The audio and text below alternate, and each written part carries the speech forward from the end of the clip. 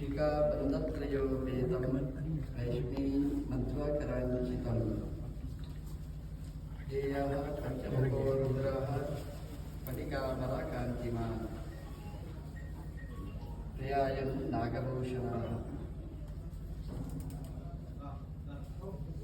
ಇತಿಹಾಸ ಪ್ರಸಿದ್ಧವಾದ ಈ ಅರ್ಜುನಾಪುರದ ಮಹಾಲಿಂಗೇಶ್ವರ ಸ್ವಾಮಿಯ ಬ್ರಹ್ಮಕಲಶೋತ್ಸವದ ಪರ್ವಕಾಲದಲ್ಲಿ ಭಾಗವಹಿಸಲಿಕ್ಕೆ ತುಂಬ ಸಂತೋಷ ಆಗ್ತಾ ಇದೆ. ದೇವಸ್ಥಾನಗಳು ಹೊಸ್ತಾಗ್ತದೆ, ದೇವರೂ ಹೊಸ್ತಾಗ್ತದೆ.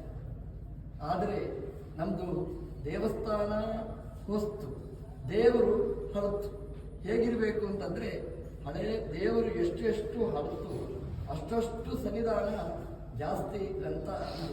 ಹಾಗಾಗಿ ಒಂದು ಸಹಸ್ರ ಮಾನದಷ್ಟು ಇತಿಹಾಸ ಪ್ರಸಿದ್ಧವಾದಂತಹ ಈ ಅರ್ಜುನಾಪುರದ ಮಹಾಲಿಂಗೇಶ್ವರನ ಈ ವೈಭವದ ಕಲಶಾಭಿಷೇಕ ಇಡೀ ಜಗತ್ತಿಗೆ ಮಂಗಳಪ್ರದವಾದದ್ದು.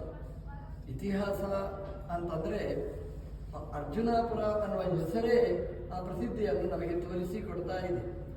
ಹೇಗೆ ಕಿರಾತಾರ್ಜುನಿಯ ಪ್ರಸಿದ್ಧ, ಅದೇ ರೀತಿ ಅರ್ಜುನ ಈಶ್ವರ ದೇವರ ಭಕ್ತನಾಗಿ ತಪಸ್ಸು ಮಾಡಿ ಅವರಿಗೆ ಒಲಿದ ದೇವರು ಅಂತಂದರೆ ದೊಡ್ಡ ದೇವರು. ದೇವರು ಯಾವಾಗಲೂ ಒಲಿದು ಬರಬೇಕು, ಬಲಾತ್ಕಾರವಾಗಿ ಬರುವುದಲ್ಲ. ಅರ್ಜುನಾಪುರಕ್ಕೆ ದೇವರು ಪ್ರೀತಿಯಿಂದ ಒಲಿದು ಬಂದು ನೆಲೆಸಿದ್ದಾರೆ. ಎಲ್ಲಿ ಪ್ರೀತಿಯಿಂದ ಬಂದು ನೆಲೆಸಿರ್ತಾರೆ ಅಲ್ಲಿ ಗಟ್ಟಿಯಾಗಿ ಕೂಡ್ತಾರೆ. ಬಲಾತ್ಕಾರಕ್ಕೆ ಬಂದವರು ಹಾಗೇ ಹೋಗ್ತಾರೆ. ಒಂದು ಬೆಕ್ಕೋ ಒಂದು ನಾಯಿಯೋ ಬಲಾತ್ಕಾರವಾಗಿ ತಂದರೆ ಎಷ್ಟು ದಿನ ಉಳಿಯುತ್ತದೆ? ಮನೆಗೆ ನಾವು ಬಲಾತ್ಕಾರವಾಗಿ ತಂದ ಹೆಣ್ಣು ಎಷ್ಟು ದಿನ ಉಳಿಯುತ್ತದೆ? ಬಲಾತ್ಕಾರವಾಗಿ ಬಂದದ್ದು ಯಾವಾಗಲೂ ಉಳಿಯುವುದಿಲ್ಲ. ಯಾವುದು ಪ್ರೀತಿಯಿಂದ ಬರ್ತದೆ ಅದು ಶಾಶ್ವತವಾದ್ದು. ನಮ್ಮ ದೇವರೂ ಹಾಗೆ ಯಮೈ ವೇಷ ವೃತೆ ತೇನ ಲಭ್ಯ ಅಂತ. ಯಾರಿಗೆ ಒಲಿತಾರೆ ಅವರಿಗೆ ಪ್ರೀತಿಯಿಂದ ಬಂದು ಅನುಗ್ರಹಿಸುತ್ತಾನೆ.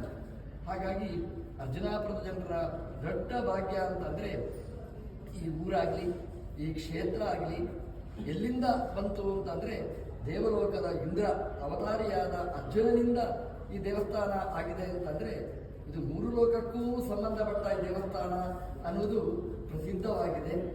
ಹಾಗಾಗಿ ಇಲ್ಲಿಯ ದೇವರು ಗಟ್ಟಿಯಾಗಿ ಕೂತಿದ್ದಾರೆ.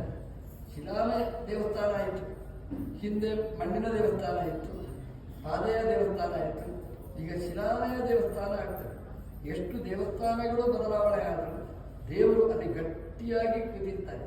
ಸಾಮಾನ್ಯವಾಗಿ ದೇವರನ್ನು ಬಾಲಾಲಯದಲ್ಲಿ ಇಟ್ಟು ಪ್ರತಿಷ್ಠೆ ಮಾಡೋದು ಕ್ರಮ. ನಮ್ಮ ದೇವರು ಗಟ್ಟಿಯಾಗಿ ಕೂತಿದ್ದಾನೆ. ದೇವರು ಇರುವಾಗಲೇ ಪ್ರತಿಷ್ಠೆ ಮಾಡಿದ್ದೀರಿ.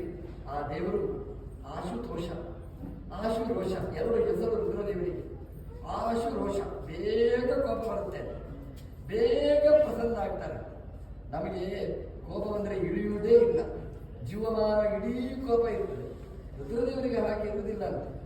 ಆಶುರೋಷ ದೇವರಿಗೆ ಕೋಪ ಬರುತ್ತೆ. ಏನು ಮಾಡಬೇಕೋ ಮಾಡಲಿಲ್ಲ ಅಂದರೆ ಕೋಪ ಬರುತ್ತೆ. ಆದರೆ ಆ ಕೋಪ ತಕ್ಷಣ ಇಳಿಯುತ್ತದೆ. ನಾವು ಪಾರ್ವತೀ ದೇವಿಯರ ಮೂಲಕ ಪ್ರಾರ್ಥನೆಯನ್ನು ಮಾಡಿದರೆ ದೇವರ ಕೋಪ ತಕ್ಷಣದಲ್ಲಿ ಇಳಿಯುತ್ತದೆ. ದೇವರು ಅನುಗ್ರಹ ಮಾಡ್ತಾರೆ. ಅರ್ಜುನ 6 ತಿಂಗಳು ತಪಸ್ಸು ಮಾಡಿದರೆ ಅವರಿಗೆ ಪಾಶುಪತಾಸ್ತ್ರವನ್ನು ಕೊಟ್ಟರು. ಅದರ ಫಲವಾಗಿ ಇಡೀ ಮಹಾಭಾರತ ಯುದ್ಧವನ್ನೇ ಅರ್ಜುನ ಗೆದ್ದ.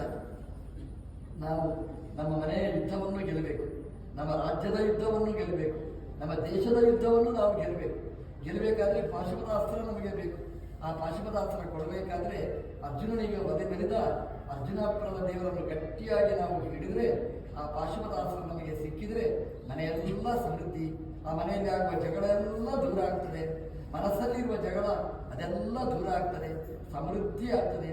ಆ ದೇಶದ ಜಗಳ ಅದೆಲ್ಲ ನಿಂತು ದೇಶ ಸಮೃದ್ಧಿ, ರಾಜ್ಯ ಸಮೃದ್ಧಿ, ಮನೆ ಸಮೃದ್ಧಿ, ಮನಸ್ಸು ಸಮೃದ್ಧಿ.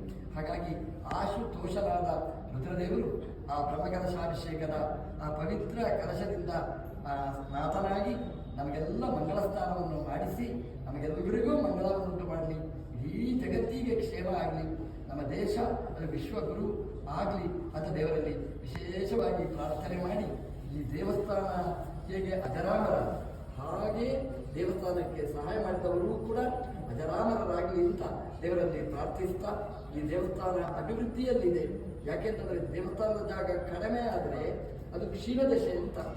ದೇವಸ್ಥಾನದ ಜಾಗಗಳು ಅಭಿವೃದ್ಧಿ ಆಯಿತು ಅಂತಂದರೆ ಅದು ವೃದ್ಧಿಯ ಲಕ್ಷಣ ಅಂತ. ಈ ದೇವಸ್ಥಾನ ವೃದ್ಧಿ ಇದೆ. ದುಡ್ಡು ಕೊಟ್ಟು ಮಾಡಿಸುವುದು ಅದು ಮಧ್ಯಮ ಪಕ್ಷ. ಭಕ್ತರು ಕೈಯಿಂದ ಕರ್ತವ್ಯ ಮಾಡಿ ಮಾಡುವಂತಹದ್ದು ಅತ್ಯುತ್ತಮ ಪಕ್ಷ.